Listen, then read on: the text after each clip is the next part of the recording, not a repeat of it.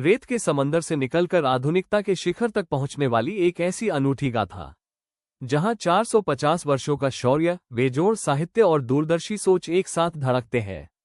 आइए आज सफर करते हैं जांगल देश यानी बीकानेर के उस इतिहास का, जिसने मरुस्थल की तकदीर बदल दी।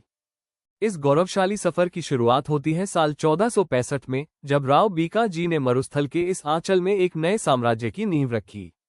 समय बदला और साल 1488 में आखा तीज यानी अक्षय तृतीया के पावन दिन बीकानेर शहर की स्थापना हुई। क्या आप जानते हैं, आज भी इस खास दिन को मनाने के लिए बीकानेर के आसमान को रंग बिरंगी पतंगों से सजा दिया जाता है। राठौड़ों की इष्ट देवी साक्षात करणी माता के दिव्य आशीर्वाद से इस साम्राज्य को विजय और शक्ति मिली। आगे चलकर मारवाड़ के राव सूजा से नागणेची माता की मूर्ति, लक्ष्मीनाथ जी की मूर्ति और हरबूजी की कटार जैसे पावन राजचिन्ह प्राप्त हुए, जिन्होंने इस राज्य की प्रतिष्ठा को और बढ़ा दिया। इसी दौर में कोडमदेसर के भैरव मंदिर और बीकानेर में 18 भुजाओं वाली नागणेची माता के भव्य मंदिर के साथ यहाँ की प्रारंभिक वास्तुकला की शुरुआत हुई। राव बीका जी के बाद महान संत जसनाथ जी के आशीर्वाद से राव लूणकरण गद्दी पर बैठे। उन्होंने अपनी वीरता से जैसलमेर और नागौर पर विजय पताका फहराए, लेकिन साल 1526 में नारनौल के नवाब अबीमीरा के खिलाफ लड़ते हुए धोसी के युद्ध में वे वीरता के साथ वीरगति को प्राप्त हुए। इसके बाद दौर आया साम्राज्य की रक्षा का, जिसकी कमान संभाली राव जैती ने। साल 1534 के ऐतिहासिक रातीघाटी के युद्ध में उन्होंने हुमायूं के भाई कामरान को धूल चटा दी। इस महान विजय की गवाही आज भी बीटू सूजा जी द्वारा रचित राव जैती रोछन में साफ मिलती है। इतना ही नहीं, जब देश पर संकट आया तो खानवा के ऐतिहासिक युद्ध में राणा सांगा की मदद के लिए राव जैती ने अपने पुत्र कल्याणमल को भी भेजा था। समय हमेशा एक सा नहीं रहता।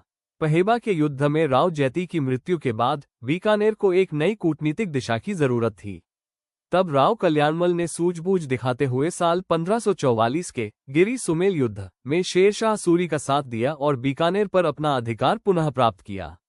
बदलते दौर के साथ साल 1570 में बीकानेर के इतिहास में एक नया मोड़ आया, जब नागौर दरबार में राव कल्याणमल ने मुगल अधीनता स्वीकार की। वे बीकानेर के ऐसे पहले शासक थे जिन्होंने मुगल गठबंधन का रास्ता चुना। इसी के बाद युवराज राय सिंह और पृथ्वीराज राठौड़ मुगल दरबार का हिस्सा बने, जिसने आगे चलकर बीकानेर को एक नई ऊंचाई दी। अब हम कदम रख रहे हैं बीकानेर के वास्तुकला के स्वर्ण युग में, जिसके शिल्पी थे महाराजा राय सिंह। मुगल दरबार में उनका कद इतना ऊंचा था कि वे अकबर और जहांगीर के सबसे भरोसेमंद और प्रमुख मनसबदारों में से एक थे। उनकी सबसे अमूल्य धरोहर है बीकानेर का अजेय जूनागढ़ किला, जिसका निर्माण 1589 से 1594 के बीच उनके मंत्री करमचंद की देखरेख में हुआ। जब आप इस किले के मुख्य द्वार यानी सूरजपोल पर जाएंगे, तो वहां चित्तौड़गढ़ के महान वीर जयमल और पत्ता की भव्य मूर्तियां आपका स्वागत करेंगी, जो महाराजा राय सिंह के वीरों के प्रति सम्मान को दर्शाती है। वहीं किले की दीवारों पर जैन विद्वान जैटा द्वारा रचित राय सिंह प्रशस्ति आज भी इस राजवंश के वैभव की कहानी सुनाती है। बीकानेर की यह धरती सिर्फ तलवार के धनी वीरों की नहीं, बल्कि कलम के जादूगरों की भी रही है। महाराजा राय सिंह खुद एक प्रकांड विद्वान थे, जिन्होंने राय सिंह महोत्सव, वैदिक वंशावली, ज्योतिष रत्नमाला और ज्योतिष ग्रंथों पर बाल बोधिनी जैसी अद्भुत टीकाएं लिखी। इसी दौर में उनके भाई पृथ्वीराज राठौड़ ने साहित्य जगत में वो मुकाम हासिल किया जिसे कभी भुलाया नहीं जा सकता।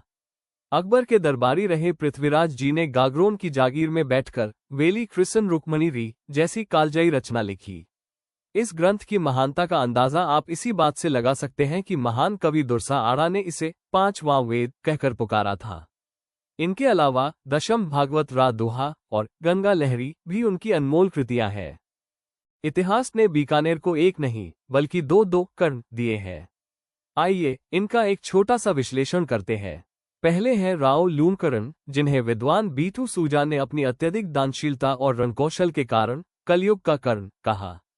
वहीं दूसरी तरफ है महाराजा राय सिंह, जिन्हें मुंशी देवी प्रसाद ने राजपूताने का कर्ण नाम दिया, क्योंकि उन्होंने न केवल भयंकर अकाल के दौरान दिल खोलकर दान दिया, बल्कि मुगल साम्राज्य में अपनी अनूठी कूटनीति का लोहा भी मनवाया।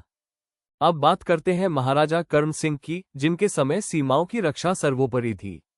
साल 1644 में बीकानेर के सीलवा गांव और नागौर के जाखनी गांव के बीच महज एक मतीरे यानी तरबूज की बेल को लेकर एक ऐतिहासिक युद्ध हुआ, जिसे हम मतीरे की राड़ के नाम से जानते हैं।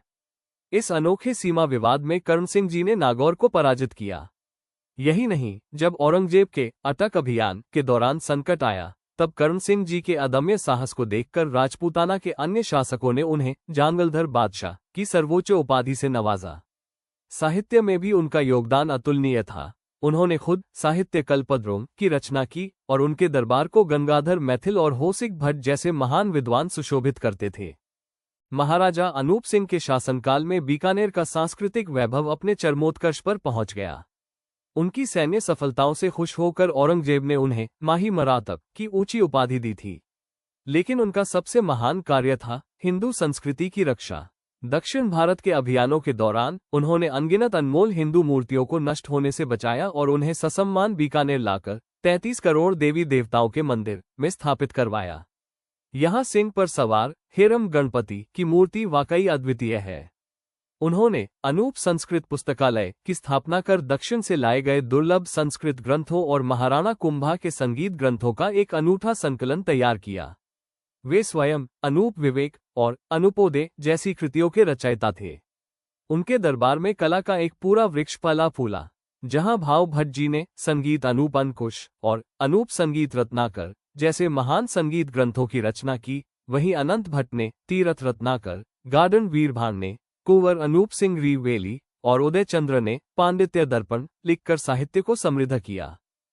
समय का चक्र घूमा और बीकानेर ने ब्रिटिश युग में प्रवेश किया। महाराजा सूरत सिंह के समय साल 1805 में बीकानेर ने भटनेर पर अधिकार कर लिया और उस दिन मंगलवार होने के कारण उसका नाम हनुमानगढ़ रख दिया गया। साल 1814 में जब चूरू पर आक्रमण हुआ तो वहां के सामंत शिवजी सिंह ने अपनी रक्षा के लिए तोपों से चांदी के गोले दाग दिए, जो इतिहास की एक विस्मयकारी घटना है। आखिरकार साल 1818 में चार्ल्स मेटकाफ और बीकानेर के काशीनाथ ओझा के प्रयासों से अंग्रेजों के साथ एक विस्तृत संधि संपन्न हुई। इसके बाद महाराजा रतन सिंह जी का दौर आया, जो सामाजिक सुधारों के लिए याद किए जाते हैं। साल 1837 में बिहार के गया जी के पावन तट पर उन्होंने अपने सभी सामंतों को कन्या भ्रूण हत्या जैसी कुप्रथा को हमेशा के लिए समाप्त करने की कसम दिलाई।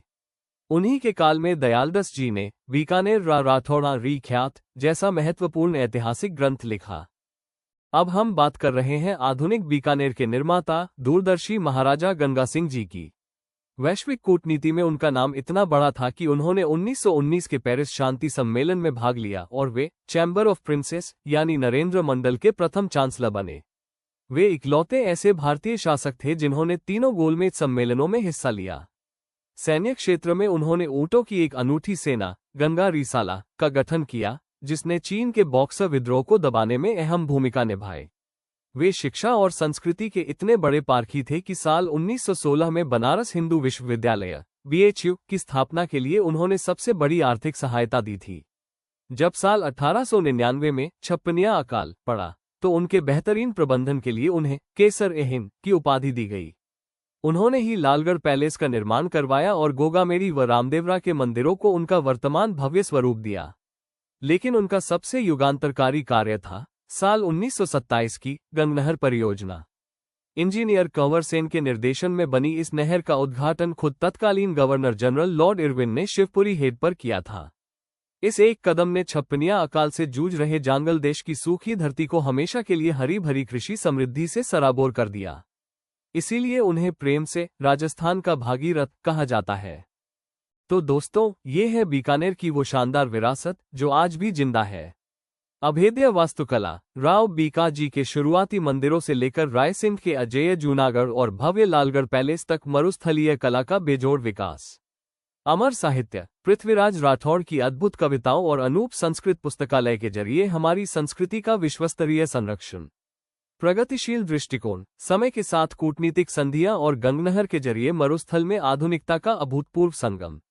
रेत के धोरों से शुरू हुआ जांगल देश का ये सफर सिर्फ राजाओं की एक सूची नहीं है, बल्कि इंसानी जज्बे, अदम्य साहस और दूरदर्शी नेतृत्व की वो अमर गाथा है, जिसने मरुस्थल को पराजित कर सभ्यता का एक नया शिलालेख लिख दिया। बीकानेर के इस गौरवशाली इतिहास को सलाम। धन्यवाद। अगर आपको यह वीडियो ज्ञानवर्धक लगा हो तो इसे लाइक और शेयर जरूर करें।